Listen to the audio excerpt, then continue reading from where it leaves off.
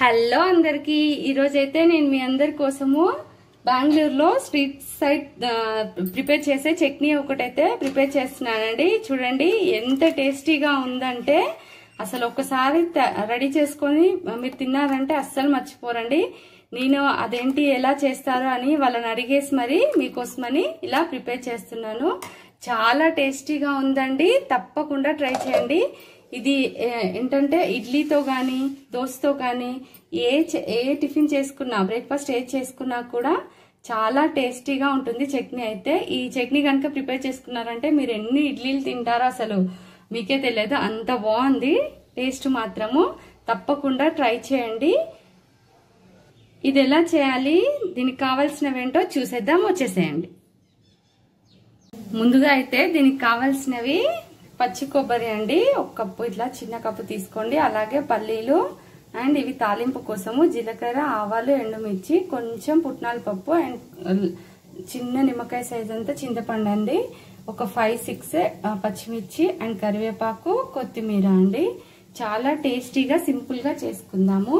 ముందుగా అయితే ఇలా ప్యాన్ వేట్ చేసేసుకొని దీంట్లో మనం తీసుకున్నాం కదండి ఒక కప్పు, ఈ పల్లీలని వేసి డ్రై రోస్ట్ చేసుకుందాం. సిమ్ లోనే ఉంచేసి వేయించుకోవాలండి. ఇలా కలుపుకుంటూ వేయించుకోవాలండి. సిమ్ లో ఉంచితే ఏంటంటే మాడిపోవు. మనం హైలో పెట్టి వేయించుకున్నాం అనుకోండి, పైన ఈ లేయర్ ఉంటుంది కదా అదంతా మాడిపోతుంది, లోపలంతా పచ్చిగా ఉంటుంది. చూడండి ఇలా వేగిపోయాయి కదా, దీన్ని ఒక ప్లేట్లోకి ట్రాన్స్ఫర్ చేసేసుకుందాం. చూడండి ఇలా స్టవ్ ఆపేసేసి ఒక ప్లేట్లోకి అయితే తీసుకుందామండి.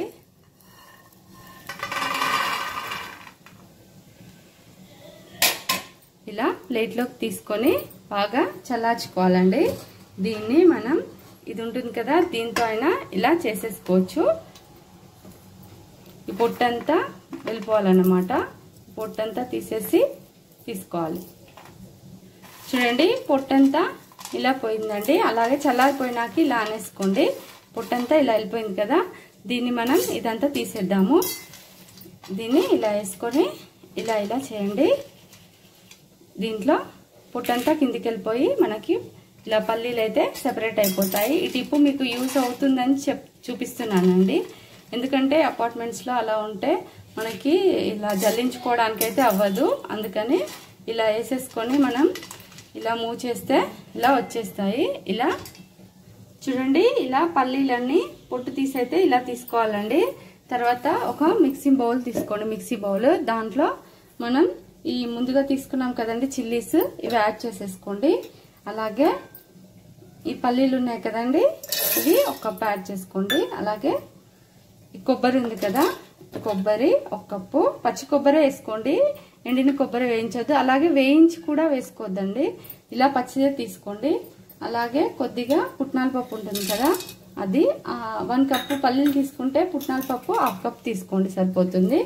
అలాగే కొబ్బరి కూడా మనం పల్లీలు ఏ కప్తో అయితే తీసుకున్నామో కొబ్బరి కూడా అదే కప్తో 1 కప్ అన్నమాట. తర్వాత కొద్దిగా చూడండి చిన్న నిమ్మకాయ సైజ్ అంతా చింతపండు ఇలా తీసుకొని వేసేసేయండి. తర్వాత 4-5 రెబ్బల ఇది వెల్లుల్లి ఉంటుంది కదా, అది కూడా వేసేసుకోండి. దీన్ని మిక్సీ చేసేసుకుందామండి. ఫస్ట్ అయితే ఇలా మిక్సీ స్మూత్ పేస్ట్ చేసుకుందాము. ఫస్ట్ ఇలా చేసుకొని తర్వాత కొన్ని వాటర్ యాడ్ చేసుకొని మిక్సీ చేసేసుకోండి.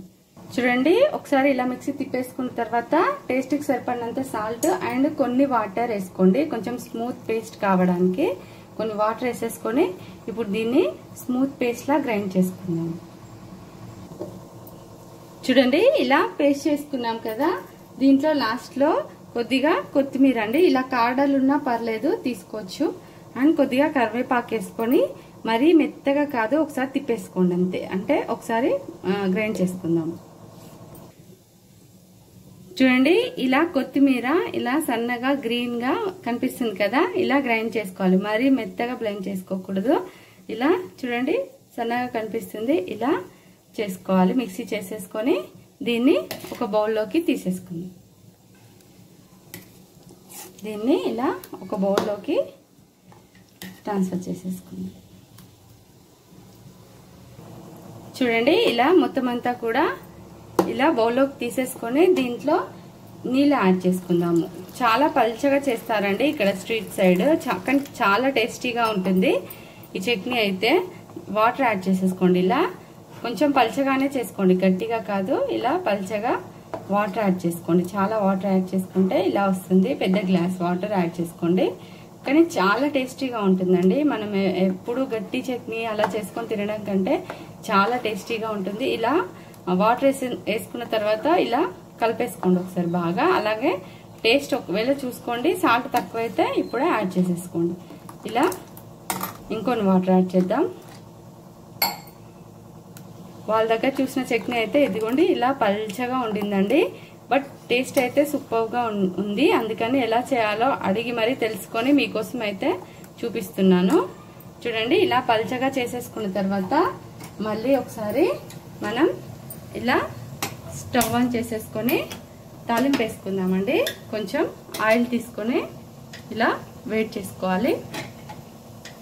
చూడండి ఇలా ఆయిల్ వేడైన తర్వాత కొద్దిగా ఎండుమిర్చి వేసుకోండి. తర్వాత జీలకర్ర అండ్ ఆవాలు ఉన్నాయి కదండి, ఇవి ఇలా వేసుకోండి. వేసుకొని అవి చిటపట్లు ఆడుతున్నాయి కదా, అలా ఒక హాఫ్ మినిట్ ఉంచేసి ఇలా వేగనివ్వండి. దీంట్లో మనం పప్పులు అంటే మినపప్పు, శనగపప్పు ఏది యూజ్ చేయమండి. సింపుల్గా టేస్టీగా ప్రిపేర్ చేసుకోవచ్చు. ఓన్లీ ఆవాలు, జీలకర్ర, ఎండుమిర్చి, కొద్దిగా కరివేపాకు వేసుకుందాం అంతే. ఇవి కొంచెం వేగిన తర్వాత కరివేపాకు వేసుకొని దాంట్లో యాడ్ చేసేసుకుందాం. చూడండి ఎంతో సింపుల్గా అయిపోతుందండి, చాలా సింపుల్.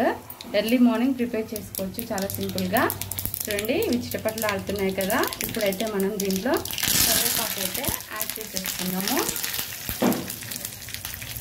చూడండి కరివేపాకు అయితే యాడ్ చేసేసుకుందాం. చేసుకొని ఇంకా దీంట్లో యాడ్ చేయండి.